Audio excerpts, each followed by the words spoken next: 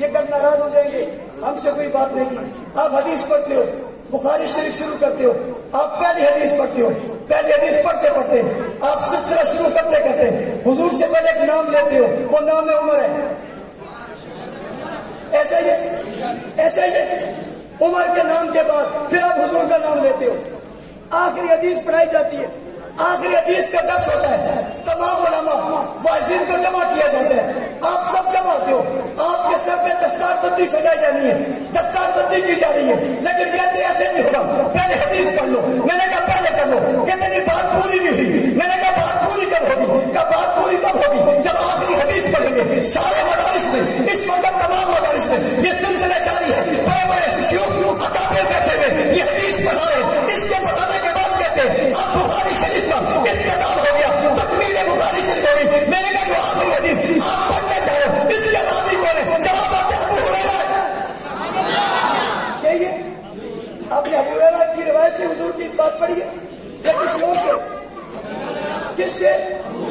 ایک آدمی نے ابھی تازہ ابو ہریرہ کی توہین کی.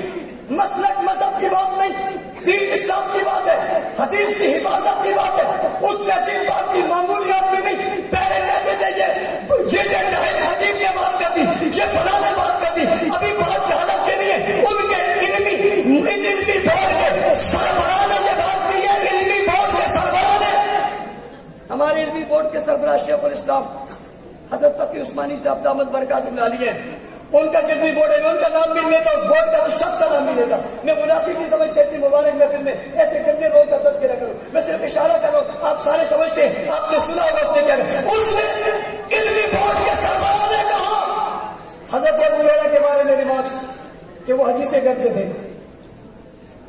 علماء کرام، طلباء اعظام، میں جذبات کی دنیا سے باہر آ گیا.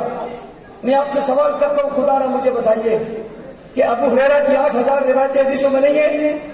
کیا ابو ہریرہ کی روایتوں سے کتاب مزین نہیں ہے؟ کیا ابو ہریرہ نے بھوک پیاس برداشت کر کے نبی کا فرمان محفوظ نہیں کیا؟ کیا ابو ہریرہ نے نبی کے قدموں میں بیٹھ کر تعلیم حاصل نہیں کی؟ کیا ابو ہریرہ کو ابو ہریرہ حضور نے نہیں کہا؟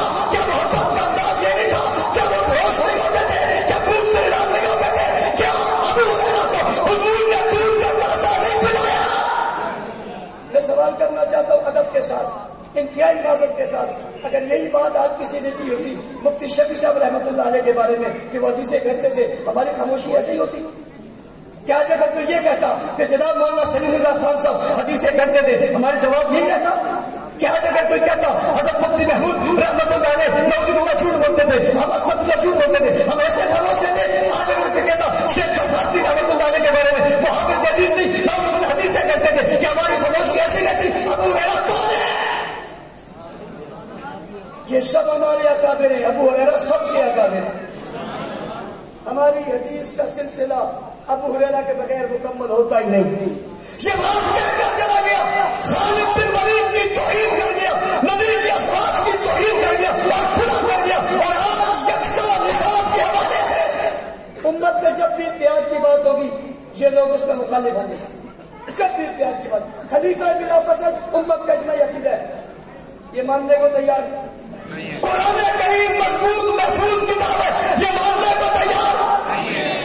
تیار کلمہ ہمارا کون سا ہے؟ یہ ماننے کو تیار. جب وہ کوئی چیز ماننے کو تیار نہیں ہے تو ہم ان کو ماننے کو کیوں تیار ہیں؟ ایک کھلی سی بات ہے، جو ابو ہریرہ کو نہیں مانتا وہ الٹا بھی لٹک جائے، میں اسے مسلمان نہیں مانتا. جو ابو ہریرہ پر چڑھا کرے، ابو ہریرہ کی توہین کرے، ابو ہریرہ کو نعوذ باللہ جھوٹا کہے، اس سے بڑا جھوٹا اس کائنات میں پیدا ہی نہیں ہوا. وہ جھوٹوں کا سردار ہے. ابو ہریرہ جیسا سچا جو رسول اللہ کی میت میں بیٹھے، صحبت میں بیٹھے، آقا کے چہرے کو دیکھا، حضور کے ہاتھ کو چوما، پیغمبر کے گلے سے لگے، آقا کے محفل میں موجود رہے، یہ حضور کے طالب العلم ہے، یہ سلسلہ کے چبوترے کا انچارج ہے، یہ حضور کے ساتھ ہر وقت رہتے ہیں. یہ علم ہم تک ان کے ذریعے پہنچا. ایسی توہین کو رکنا چاہیے نہیں رکنا چاہیے؟ قرآن ہو یا حدیث ہو، نماز ہو یا روزہ ہو، دین ہو یا شریعت ہو، ہر چیز ہم تک جنہوں نے پہنچائی وہ کون ہے؟